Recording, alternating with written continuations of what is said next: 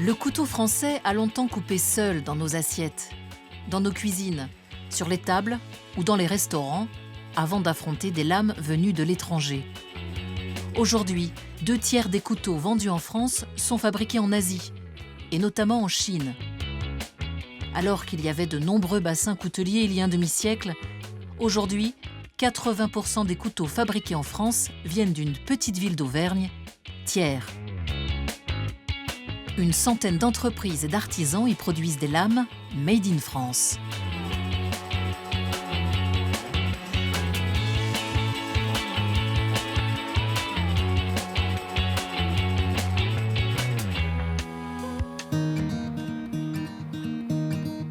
Dans le Cantal, près de Saint-Flour, Serge Vieira tient le haut de l'affiche gastronomique de la région. 2 étoiles au Michelin.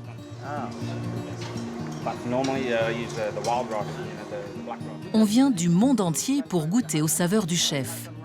Foie gras aux pommes acidulées, billes de riz soufflées ou encore sel d'agneau rôti au poivre. Les plats sont préparés avec passion.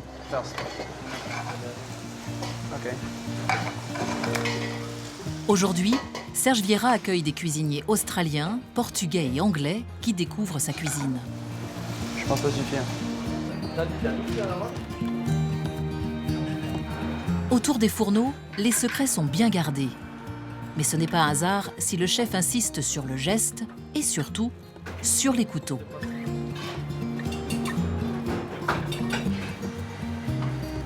Je pense que pour que ce soit beau dans le plat, il faut qu'un gars de l'équipe il se sente bien aussi avec son outil de travail.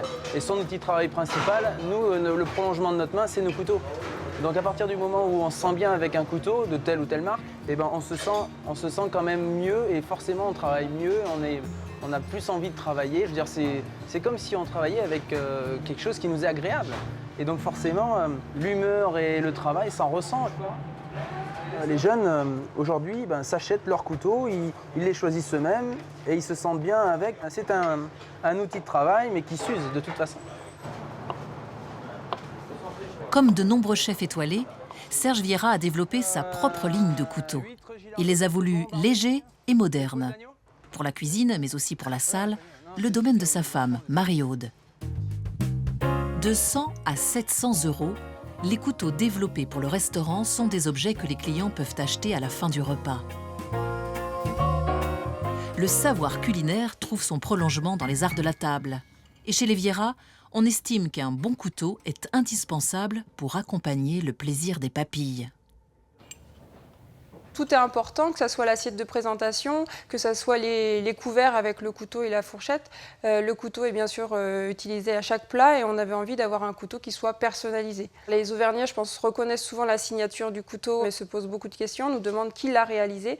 Et les étrangers, là par contre, sont plus impressionnés et nous demandent vraiment quel est ce couteau. C'est vrai qu'il y avait un peu une image du Cantal et de l'Auvergne un peu sur les vaches au braque, mais il n'y a pas que ça. Voilà, on a des produits et des matières qui sont très nouvelles et il y a plein de jeunes créateurs tous les jours qui ont envie de montrer qu'on est sur une Auvergne moderne. C'est vers Thiers que se sont tournés les Vieira pour faire fabriquer leurs couteaux.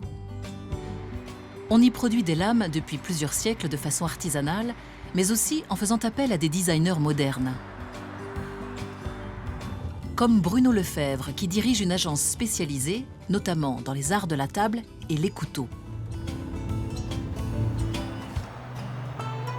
Tout notre travail est d'adapter ces couverts aux plats créés par des chefs et par ces nouveaux chefs qui font une cuisine beaucoup plus créative, beaucoup plus délicate et finalement beaucoup plus expérimentale. Aujourd'hui, il se rend dans l'entreprise Verdier. Située sur les hauteurs de Thiers, c'est une PME emblématique de la région, dirigée de père en fils depuis 1 siècle et demi. Aux commandes, 2 frères, Aubry et Ronan. Comment vas-tu ? Bruno Lefebvre travaille avec eux sur une nouvelle gamme de couteaux de cuisine. Au programme de la matinée, une réunion consacrée à la finition et à la forme des lames. Pour la nouvelle collection de couteaux de cuisine, donc on a fait différents essais. Pour ici, tu vois, on enlève grosso modo 4/10 Enfin, c'est pas grosso modo, hein, c'est 3-4 dixièmes. Alors nous, on a apporté une petite modification, tu sais, au niveau de l'angle, justement pour pouvoir, lorsqu'on émince, on a l'international. Lorsqu'on émince, je peux émincer type occidental, mais aussi façon asiatique pour que ça aille très bien. Hein, ce qu'il faudra bien, c'est savoir comment tu vas réussir à faire ce point qui permet vraiment la manipulation, tu sais, dans la fonction simplement hachoir, quoi. Et on est dans une fonction, c'est tout l'intérêt du vrai design, et je pense du vrai design à la française dans nos domaines. C'est-à-dire qu'on n'est pas là seulement pour faire une forme, on est là pour faire une forme, mais qui a un aboutissement dans l'utilisation, dans l'usage, et qui du coup va être reconnu comme intéressant par l'utilisateur, pas seulement le consommateur, l'utilisateur du produit. C'est cette partie-là, Ronan et Aubry, qu'il faut vraiment bien réussir. C'est ici, on a vraiment ce petit creux là qu'on distingue et qui va vraiment nous servir, ce creux-là dans l'appréhension du couteau. Oui, il a une C'est un réelle couteau, fonction. voilà, c'est un couteau qu'on va tenir dans la main et qu'on va tenir aussi comme ça.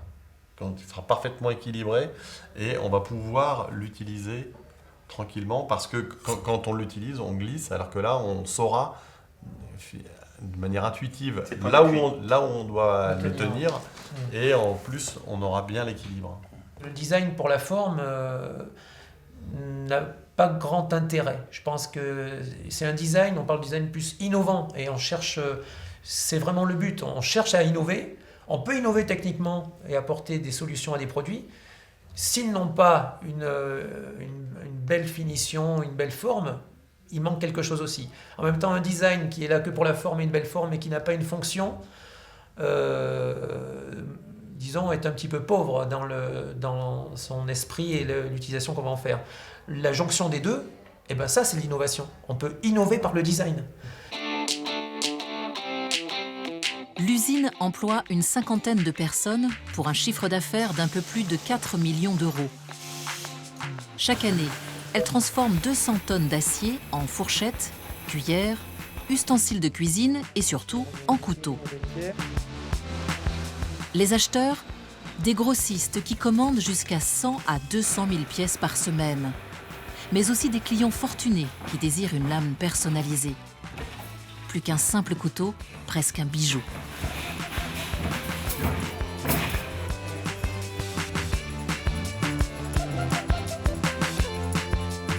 Ces commandes singulières représentent l'image de marque de l'entreprise à l'étranger. 55% du chiffre d'affaires se fait d'ailleurs à l'exportation. C'est là où nous arrivons à tirer entre guillemets notre épingle du jeu en associant tous les savoir-faire. Pour faire face à la mondialisation, nous sommes obligés d'avoir un mix si nous souhaitons fabriquer en France. Alors Jean-Claude ? Pour résister à la concurrence asiatique, les verdiers privilégient un savoir local, des lames d'un bon acier, travaillées, tranchantes et résistantes. Les couteaux fabriqués ici coûtent aussi plus cher que la plupart des couteaux d'importation chinois ou pakistanais. Mais le choix de la qualité et le refus de délocaliser sont à ce prix. Oh oui. C'est le nouveau coffret ? Ouais, c'est le nouveau coffret. Les gens en ont un petit peu marre effectivement d'aller simplement sur le prix. On prend l'exemple de certains couteaux où au bout de 3, 4, 5 lavages, et ben dans le lave-vaisselle, vous avez les manches d'un côté, les lames de l'autre. Au bout d'un moment, c'est une question de rentabilité. Ils ont été échaudés, ils ont un couteau qui coupe pas droit, qui tombe en lambeaux dans le lave-vaisselle. Et ben au bout d'un moment, ils sont prêts à mettre 2, 3 fois plus cher pour avoir quelque chose qui va durer. On est vraiment retourné vers, alors je ne sais pas si c'est un retour sur source, mais vers des valeurs beaucoup plus constructives, vers des valeurs où on se reconnaît de toute façon beaucoup mieux. Marquage André Verdier depuis 1859 à Thiers, 100% made in France, c'est 100% de la matière transformée en France. Donc après c'est une volonté très clairement identifiée chez nous, chez Verdier, de dire oui le 100% français, nous en sommes fiers, on ne souhaite pas tromper nos salariés, on ne souhaite pas tromper nos clients, on est fiers de notre bassin coutelier, on n'est pas contre l'importation mais que cette importation soit tracée. C'est-à-dire, le produit vient de Chine, qu'il soit marqué d'origine chinoise. Et nos clients à l'international ont besoin de ce côté d'origine aussi. Ils ont besoin d'être sûrs. L'objet fait partie de notre vie quotidienne. Le couteau se raconte, il nous raconte. Couteau de table, de cuisine, couteau droit, canif, couteau de poche. Le couteau est souvent compagnon. Bout de bois, saucisson, miche de pain, viande ou fromage, le couteau a forgé nos souvenirs. Son histoire est aussi la nôtre, un roman français dont l'âge d'or se situe au début du XXe siècle. En France, il y a presque autant de modèles de couteaux que de fromages. Chaque modèle est original, souvent personnalisé. Il porte une valeur du terroir. L'Opinel en Savoie, le Mineur dans le Nord, le Laguiole dans l'Aveyron. Certains restent l'œuvre de petits artisans, les plus répandus sont aussi fabriqués industriellement. Après la Première Guerre mondiale, dans les différents bassins couteliers français, on embauche à tour de bras.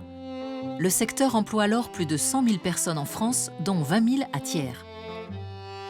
Forgerons, estampeurs, émouleurs, polisseurs, assembleurs, monteurs, la fabrication d'un couteau fait appel à une vingtaine de métiers différents, parfois pénibles. Au commencement, les entreprises s'installent au centre des villes, le long de la rivière qui les traverse. À Thiers, c'est la Durolle. Jean-Pierre Treille est un retraité de la coutellerie, mais il est aussi la mémoire de l'histoire industrielle locale. Pour faire des couteaux, eh bien évidemment, il faut de l'énergie. Il faut de l'énergie pour faire tourner les machines. Et donc cette énergie, avant l'électricité, eh bien, il fallait la trouver. Ce qui était le plus courant, c'était l'énergie hydraulique. On faisait tourner une roue à aube, et cette roue à aube, ben, c'était un moteur électrique, ni plus ni moins. Hein. Bien sûr, dès qu'il y a eu l'électricité, ça a été supprimé, mais à ce moment-là, on faisait tourner toutes les transmissions, c'est-à-dire que c'était des relais perpétuels avec des courroies et des roues qui faisaient tourner toutes les machines-outils qui servaient à la production du couteau. À Thiers, l'avantage, c'est que cette rivière traverse totalement la ville. Ce qui fait que bon, les gens pouvaient monter des ateliers pratiquement sur le site où ils habitaient. D'ailleurs, il n'y a pas eu que la coutellerie hein, ici. Il y a eu aussi de la papeterie et de la tannerie, donc tout ce qui concerne l'eau. Cette rivière, certainement, c'est ce qui a fait la richesse à un certain moment de la ville de Thiers. Entre les deux guerres, la France devient l'un des premiers exportateurs mondiaux de couteaux. On fabrique des lames dans le monde entier. Mais celles de Thiers ont un ambassadeur de marque, la gastronomie française. La coutellerie, il n'y en a pas qu'à Thiers, bien entendu. Il y en a sur la planète entière.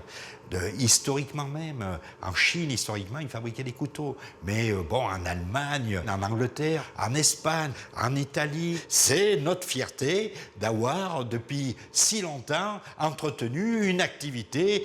Quand n'importe qui de Thiers, même si c'est un charcutier ou un kinésithérapeute, va au camping de Palavas et dit « moi je suis de Thiers », il dit « je suis du pays des couteaux », même si c'est pas un coutelier.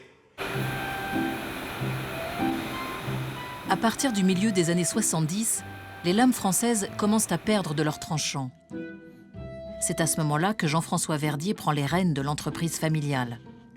L'affaire est une belle marque, mais la concurrence est redoutable.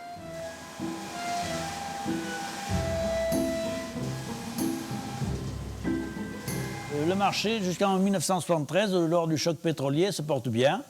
Oh, ce n'est pas fleurichon, mais enfin, ça se porte bien. Mais à partir de 1973, on a subi ce choc et on a perdu 30 à 40% de notre chiffre d'affaires à l'export. Donc il a fallu se reconvertir dans bien des domaines. Ce qui n'a pas été facile parce qu'on manquait de moyens, on manquait de machines, on manquait d'espace de surface aussi. Alors il a fallu se battre. Et puis on a eu la chance de mettre au point 2-3 articles qui ont bien marché. Ça nous a permis de refaire surface au début des années 80.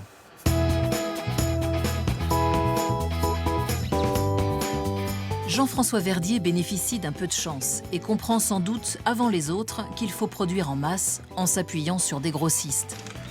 L'entreprise lance une gamme complète de couverts de table avec comme produit d'appel un couteau modèle France et ça marche. À la même époque, une autre entreprise de Thiers, plus connue, lance le premier couteau à manche de couleur, la Scoff. la société de coutellerie et d'orfèvrerie française. Au milieu des années 80, elle s'investit dans le secteur très rentable du luxe. La SCOF reçoit en 1985 le prestigieux prix de l'excellence européenne, succédant à d'illustres marques comme Christian Dior, Tiffany ou Rolls-Royce. Avec ce prix de l'excellence européenne, c'est avant tout un label de qualité que se voit décerner la SCOF, un plus au niveau de la crédibilité de l'entreprise qui devrait se concrétiser dans les mois à venir, surtout à l'étranger, la SCOF travaillant pour 35% à l'exportation, un prix qui pour le PDG n'est pas une surprise. Créer toujours dans la coutellerie, c'est difficile, mais nous arrivons. Par suite, il faut dire que dans la coutellerie, c'était très artisanal et que depuis une quinzaine d'années, nous recherchons constamment, ne serait-ce que pour l'évolution des machines, l'évolution des produits, l'évolution de la robotique, de l'informatique.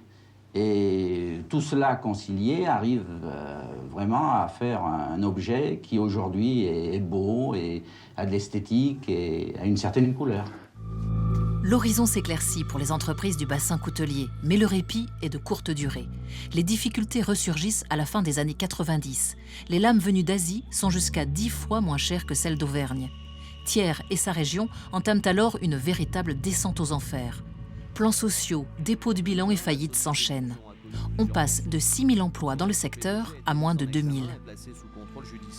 Symbole le plus frappant de ce déclin, Jean Couzon, qui emploie 1 500 salariés. Son carnet de commandes se réduit comme peau de chagrin. Jean Couzon coupe dans ses effectifs et recherche des repreneurs, sans succès. Et les salariés pensaient que, vu qu'il y a plein d'autres personnes qui sont venues visiter la société quand on est en liquidation, pensaient qu'il y aurait d'autres repreneurs, pensaient qu'il y aurait peut-être autre chose de plus conséquent. Donc les salariés sont quand même très, très déçus de ce qui arrive pour Couzon. Seulement le repreneur s'est intéressé. En 2005, c'est la fin. Le tribunal de commerce de Thiers prononce la liquidation judiciaire de l'entreprise Jean Couzon, laissant sur le carreau les 600 derniers employés. À Thiers, le coup est rude. C'est dans ce contexte que les deux frères Verdier héritent de l'entreprise familiale. Ronan s'occupe de la partie commerciale, Aubry de la fabrication. Le duo va faire entrer la coutellerie familiale dans une nouvelle dimension. Alors que beaucoup d'autres couteliers réduisent la voilure, les frères Verdier arrivent à convaincre les banques d'investir à leur côté. Ils rachètent des concurrents en difficulté, conservent des artisans hautement qualifiés et augmentent ainsi leur savoir-faire. Verdier a pu tenir le choc parce que nous étions une petite entreprise pilotable avec 30-40 personnes. Il y a un monsieur, petite anecdote, un monsieur au début des années 2000 m'a dit, vous savez, un paquebot, éviter l'iceberg, c'est compliqué. Quand on a un petit voilier, c'est plus facilement manœuvrable. Je me souviens de cette petite phrase. Et effectivement, quand vous avez plus de 1000 personnes à gérer, du jour au lendemain, s'il y a des difficultés, s'il y a une crise profonde, c'est compliqué. Le petit voilier compte une quarantaine de salariés seulement. En 10 ans, les effectifs ont augmenté de 25%. Ceux qui ont vendu leur entreprise à Verdier ont bien souvent conservé leur emploi. C'est pas d'amertume, en fin de compte, c'était presque un soulagement, parce que c'est dur, vous savez, quand on est dans un mur, c'est dur, et je voulais surtout pas, c'est que tout s'arrête comme ça. C'était vraiment négatif, parce que sans Ronan, je veux dire, personne n'était capable sur Thiers de pouvoir revaloriser nos produits, parce qu'on est même monté en gamme en étant ici. Je ne sais pas si tu te souviens, mais le critère de sélection qu'ils avaient, c'était le Made in France. Donc là, on a rajouté, alors c'est vrai qu'avec eux, c'est toujours très délicat, mais ils ont besoin aussi de l'origine. Donc, ce qu'on leur a proposé, Ralph Lauren, bien sûr, et dessous, Made in France, suivant leurs critères. Donc là, ça a été très compliqué. Dans les arts de la table, Verdier joue désormais dans la cour des grands. En 2005, la coutellerie familiale rachète même la célèbre SCOF, dont la seule valeur reste désormais le nom, connu dans le luxe et surtout à l'étranger. Il est très difficile de promouvoir des produits de haute facture s'il n'y a pas de nom derrière. Donc le fait, ça aussi c'était stratégique, le fait de reprendre la marque SCOF, c'était justement d'avoir un nom fort sur des produits forts. Verdier se développe et se tourne vers la haute technologie. Création assistée par ordinateur, découpe de l'acier au micron près, machine laser, les couteaux sont entrés dans la modernité, jusque dans le procédé de fabrication qui permet d'ajuster les délais et les coûts à la commande. Il ne faut pas croire qu'on n'est pas capable, avec les moyens technologiques, de faire des prix abordables pour le consommateur. Ça, c'est quelque chose qui est important de souligner. On est capable d'avoir en France des niveaux de prix tout à fait abordables pour le consommateur, certes plus cher qu'un produit venu d'un pays à bas coût, mais pas exorbitant non plus. Donc c'est ça, et c'est cette capacité à montrer cette possibilité de rapport qualité-prix à prix raisonnable qui nous permettra d'être mieux vus du consommateur. Donc tu avais déjà retravaillé le fichier au niveau du laser. Donc on a fait le contour du fichier, il faut qu'on regarde par rapport à l'existant. Des clients comme Geneviève Letu, qui faisait fabriquer ses couverts en Chine, reviennent en France. Suite à des déconvenues, ce spécialiste des arts de la table décide de relocaliser une partie de sa production. Il choisit alors Verdier.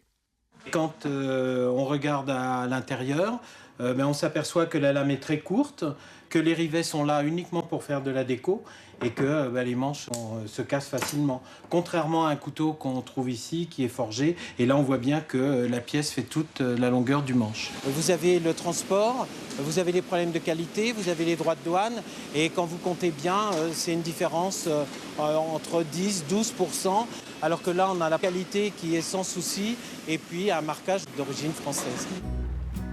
Les petits artisans de Thiers, une cinquantaine, profitent de l'essor de la coutellerie industrielle. Une aubaine. Incapables d'investir dans des outils de production très coûteux, ils peuvent utiliser les machines performantes de Verdier.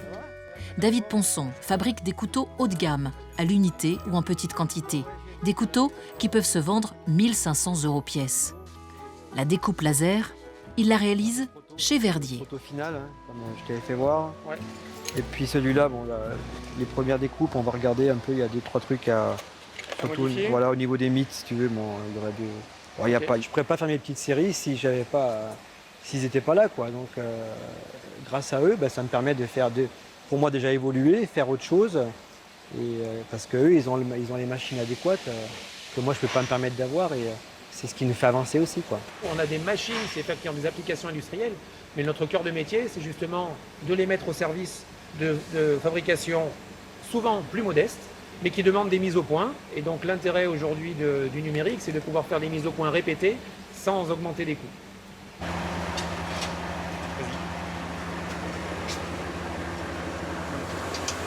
D'abord j'essaye alors la mitre. Bon, déjà toi au niveau de la mitre on est bon, puisque la fille elle passe, moi c'est bon. Clin d'œil à l'histoire, la coutellerie thiernoise s'est bâtie en mutualisant ses moyens. Autrefois autour de la rivière, aujourd'hui autour des machines high-tech. Merci Sylvain, au revoir. Mais les hommes restent au cœur de la valeur ajoutée. Avec leur regard, leurs mains, leur créativité.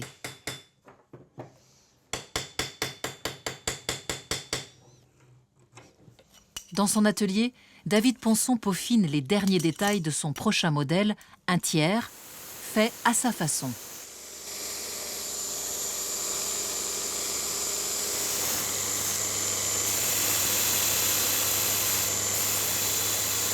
J'aime bien forger mes ressorts avec cette rosace dessus. Voilà. Je trouve que ça vieillit un peu le couteau.